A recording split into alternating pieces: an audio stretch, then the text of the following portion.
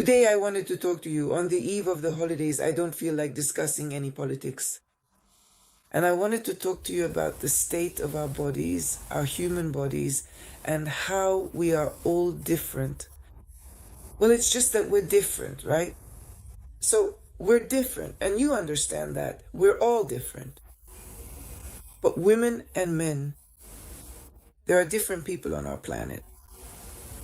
That's why sometimes men are treated, let's say, with a lot of criticism. A man should do this, a man should do that. And sometimes women display, a kind of bossy attitude toward men. Friends, well, we've all been through this ourselves. Throughout our lives, we've carried our own mistakes with us. All of this is understandable. And we need to understand that a man is just as much a person, just as much an individual as a woman. The woman is weaker. And it must be said, she expresses her weakness and hysteria quite often in such a scandalous mood. And when it's a woman, we are used to forgiving it. For women. Because this is, as it were, the norm of behavior in our human society. But when a man becomes hysterical, it already smacks of schizophrenia. In your opinion, what do you think? Of course, a man supposedly shouldn't. But I also think that this established notion that a man shouldn't be hysterical, it still should. Society should adhere to some kind of stability. Because if a man is hysterical, it means his psyche is very seriously disturbed. That's usually how it manifests in men. As for upbringing, friends, here is where the most important upbringing that we give takes place. There's a woman who corresponds with me. Let's just say we're in some kind of relationship. She raised her son alone. And so the son, I understand a mother's feelings. She loves him very much. She herself may be wrong 100 times over. Maybe she gave him a lot of slaps on the head. Maybe she pressured him with her feminine kind of demandingness. You have to do this, you have to do that. As a result, the boy broke down. And now he's a grown man, almost 30 years old. I don't know his exact age, I don't know. And he himself realizes that he's not quite normal. That is, he grew up to be a person who isn't needed in society. And not just that he's not needed in society. He can't find his place in this society. There's nowhere for him to go. It's like when a woman raises a man alone. What does that say? It says that a woman can't raise a man on her own. Under no circumstances can a woman raise a man. But that's another matter. Sometimes there's just no other option. For example, a man is in a relationship with a woman, then a child is born, and the man leaves. Whether they're married or not, it doesn't matter. What matters is the fact itself. Friends, these marriages of ours that are officially registered with a stamp at some registry office. They mean nothing in heaven. You understand? For heaven, all these marriages mean nothing. Heaven does not accept this. Heaven accepts, let's say, not betraying. When a man and a woman are together, they must not betray each other. This is very important. It's important because every act of betrayal, every time you wag your tail or your dick to the side, it all gets recorded in your personal record.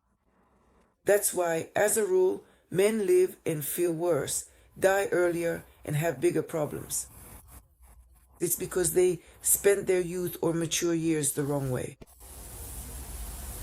As for boys must need to be raised by a man. Because a man, well, it's like a dog. You see, if you take a dog, a female and a male, right? The woman will wag her aunt's tail and run around, and the dog will be affectionate with its tail. Well, can you imagine? Such a man will raise such dogs, right? It's also impossible. That is, there is a difference in behavior between the female and male individuals. If a female raises a man, then who does the man follow as an example from a female? What does he become next? A faggot. Because he takes his cue from the female. There were no men around him who would set an example for him with their behavior. He had no one to follow this example from. That is, his behavior is different. It differs from that of a man. What happens then? A man grows up, enters society, and male society does not accept him. He feels different. He feels that he is not like all the other men around him. He can't say it. He lacks the backbone. He can't do it. He is not acceptable to male society at all. Do you understand what happens then? That's why a man must raise a man. By the way, if you've watched any series or movies about, say, harems, where sultans have sons, you'll notice that until the age of 7, boys live with their mothers. And their mothers love them. But the rule is, in that society after the age of 7, the boy is sent to the men's quarters, where he learns from men how to behave, how to present himself in society, what to say, what to do. It's extremely important that a boy learns these things from men.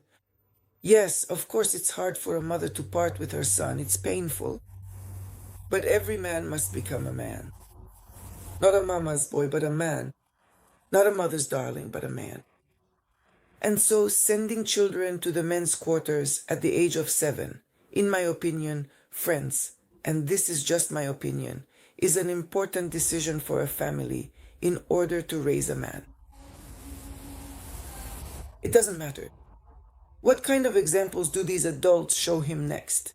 Husbands? It doesn't matter, because in any case it's an example of male behavior. What matters is that the boy will adopt and absorb male behavior. And here I would also like to talk about fathers who abandon their sons. They abandon their sons and then never see them again throughout their lives. They're afraid of child support. You know, this kind of pettiness, society, child support, money. They're afraid. They're afraid that they'll be asked for money to raise their son. That's what they're afraid of. That's also despicable. It means that man himself was, as they used to say, a runt. I don't know how people put it nowadays. I don't know how society phrases it now.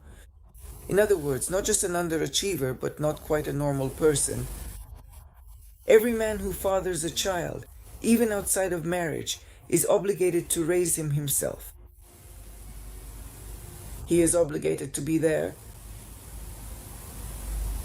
to be near his son, to show up from time to time, so that the son waits for his father's visits and looks up to him, to set an example in conversations, in actions, in deeds.